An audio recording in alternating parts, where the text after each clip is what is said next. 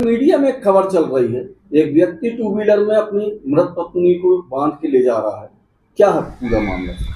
पिछले कुछ दिनों से एक वीडियो, एक खबर सार्वजनिक हो रही है और बताया जा रहा है कि यह खबर सिवनी जिले के लखनादौन थाना अंतर्गत ग्राम करणपुर की घटना है।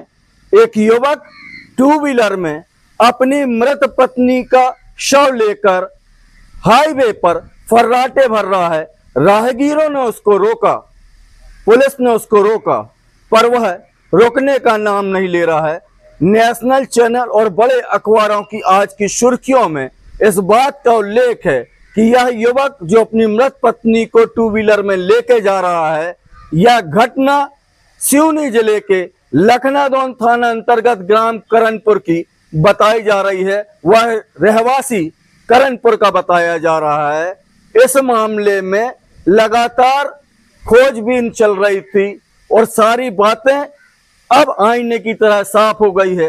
यह हृदय विदारक घटना नागपुर के पास देवलापार थाने अंतर्गत बताई जा रही है।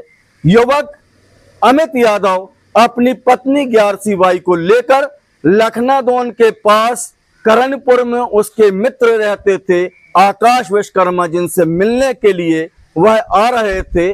खबासा और देवलापार के बीच यह घटना हुई। एक ट्रक ने उस टू व्हीलर को ठोस मारी और महिला की वहां पर मृत्यु हो गई। जब अमित यादव को वहां पर कोई साधन नहीं मिला तो उसने अपनी पत्नी की लाश को पीछे बांधकर, पीछे लिटाकर टू व्हीलर में वह नागपुर की ओर जाने लगा, जहां पर देवलापार थाने में उसको रोका गया। वहां पर उसका शव विच्छेदन कर शव उसके पति को सौंप दिया गया। उसके बाद लगातार अखबारों की जो सुर्खियां आई, न्यूज चैनलों में जो खबर चली, उसमें ऐसा बताया जा रहा है कि यह व्यक्ति करणपुर का निवासी है। लखनादौन थाना अंतर्गत ग्राम पंचायत करणपुर का यह निवासी बताया जा रहा है, जिसको लेकर सुबह से ही और कल से ही ऊहापोह की स्थिति बन रही है। मेरी अमित यादव से दूरभाष में बात हुई। आज उसकी पत्नी ग्यारसी बाई की खारी नागपुर में उठाई जा रही है, जिसको लेकर वहां पर जिस करणपुर का जिक्र किया जा रहा है, वहां के जो आकाश विश्वकर्मा जिनके यहाँ वो आ रहे थे, उनसे भी मेरी चर्चा हुई। उन्होंने सारी स्थिति का खुलासा किया।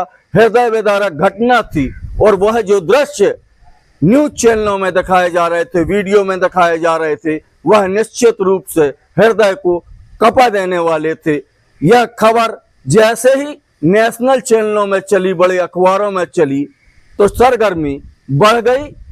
नागपुर के पास का यह व्यक्ति रहने वाला था, ऐसा हमको अमित यादव ने भी बताया कि लखनादौन करणपुर के जो आकाश विश्वकर्मा हैं वो और यादव, अमित यादव, ये सभी लोग नागपुर में मजदूरी का काम करते थे।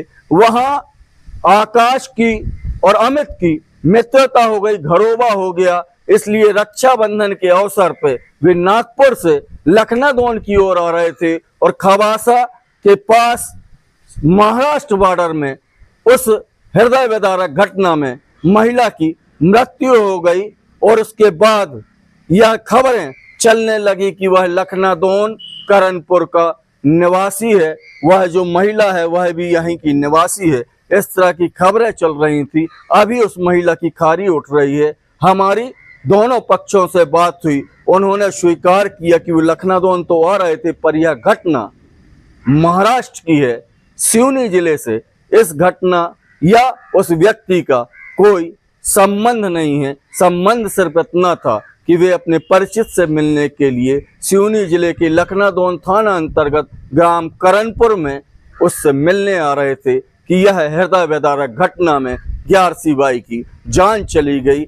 मामला तूल इसलिए पकड़ा है कि हाईवे पर जो अमित यादव अपनी पत्नी को पीछे लिटाकर जा रहा था, उसकी लाश को लेकर जा रहा था, उसे राहगीरों ने रोका, वह रुका नहीं। इसलिए यह एक तरह से सनसनीखेज मामला बन गया। ईश्वर ग्यारसी बाई की आत्मा को शांति दे, पर इस घटना का सिवनी जिले से कोई संबंध नहीं है। अभी इस अपडेट में इतना ही। नमस्कार। एक हमें मीडिया के थ्रू, एक सोशल मीडिया के थ्रू भी एक जानकारी मिली थी कि एक बाइक है, उसमें एक महिला की ऐसा लग रहा है लाश है, उसके पैर दिख रहा है, उसको लेकर जा रहा है। तो सोशल मीडिया में ऐसा चल रहा था कि ये लखनादौन की घटना है, करणपुर ग्राम की। जब इस बात की हमने पुष्टि करने का प्रयास किया तो ये पता चला कि ये जो निवासी अमित यादव, ये नागपुर का रहने वाला है, लोनारा का, और ये कभी सिवनी आया ही नहीं। इसके साथ जो दुर्घटना हुई है ये महाराष्ट्र में हुई है, देवलापार थाना अंतर्गत। और चूँकि कुछ भ्रमात्मक तरीके से कुछ जानकारी आई थी तो ये ऐसा फैल गया कि सिवनी का है, जबकि सिवनी ज़िले में ये व्यक्ति प्रवेश नहीं किया है और ना ही यहाँ पे इस प्रकार की कोई घटना हुई।